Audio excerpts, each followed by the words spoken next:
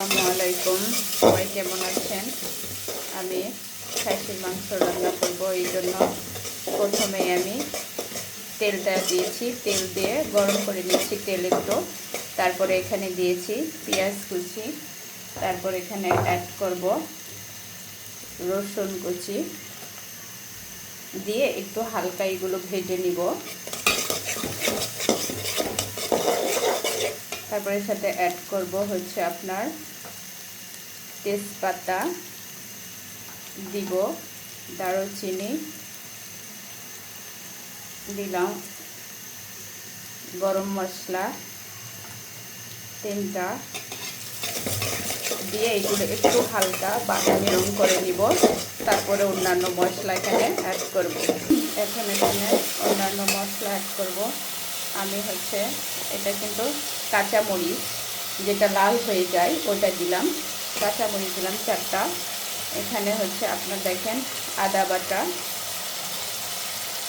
জিরা বাটা দিলাম, হচ্ছে আপনার রসুন বাটা।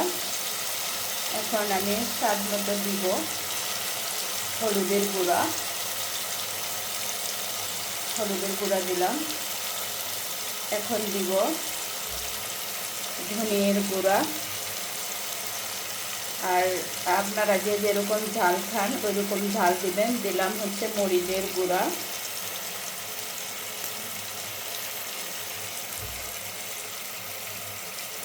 আমি 3 টেবিল চামচের মতো দিলাম। এখন দিব আমি স্বাদ মতো লবণ। লবণটা হচ্ছে আমি এখন একটু কমে দিচ্ছি, লবণটা পরে চাকেও দেওয়া যাবে, কারণ লবণ বেশি হলে তরকারির টেস্টটা নষ্ট হয়ে যায়, বাট কম হলে পরে অ্যাড করা যায় আর কি।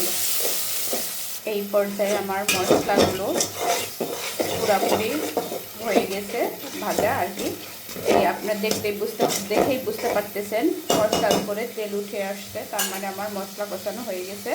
এখন আমি এখানে খাসির মাংসটা দিয়ে দিব। বিসমিল্লাহির রহমানির রহিম।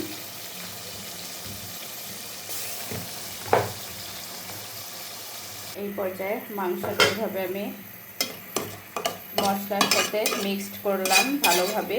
করার পরে এখন এটা আমি ঢাকনা দিয়ে ঢেকে রাখবো।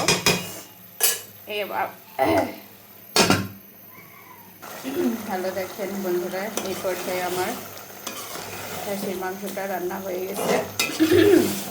আমি আর একটু পানি বলতে এই ঝোলটা একটু শুকাবো, শুকাইলে আমি এটা নেমে নিব আর কি। আমার রান্নাটা হয়ে গেছে।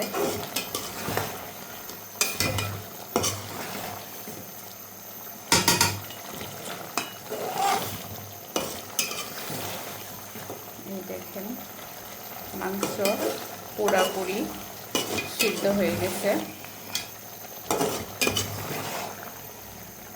আমি আরেকটু পানি একটু বেশি আছে, কারণ আমি খাসির মাংসতে ঝোল রাখলে ভালো লাগে না, এই জন্য আমি আরও একটু এটা শুকিয়ে নিব, একদম গায়ে গায়ে রেখে দিব আর কি। এখন দেখেন আল্লাহর রহমতে আমি যেরকম ঝোলটা রেখে দিতে চেয়েছি ঠিক সেই রকমই হয়ে গেছে। তো আমি নামানোর আগে একটু জিরা ভাজে একটু এর উপরে দিব, জিরা ভাজি যেটা বলে, কারণ এটা দিলে কি হয় মাংসের একটু অন্যরকম জিরার যে একটা গন্ধ, জিরাটা ভেজে নিয়ে বাটবেন, বাটার পরে মাংসের উপরে ছিটে দিবেন, দেখবেন অন্যরকম একটা সুন্দর ঘ্রাণ আছে আর কি। তো আমি ওইটা দিয়ে দিব আর কি। এই পর্যায়ে আমার মাংস রান্নাটা হয়ে গেছে। এই যে আমার মাংস রান্নার লুকটা এরকম চলে এসেছে। সবাই আমার জন্য দোয়া করবেন, আমি যেন এর নিত্য নতুন বিভিন্ন ধরনের ভিডিও নিয়ে আপনাদের সামনে হাজির হতে পারি। আপনাদের যেন আরও এর চাইতে ভিন্ন ভিন্ন আইটেমের রান্না করে দেখাতে পারি। সবাই আমার পাশে থাকবেন, আমার জন্য দোয়া করবেন। তো বন্ধুরা, আমি মাংসটা এখন চুলা থেকে নেমে রাখবো। হয়ে গেছে। সবাইকে ধন্যবাদ। আসসালামু আলাইকুম।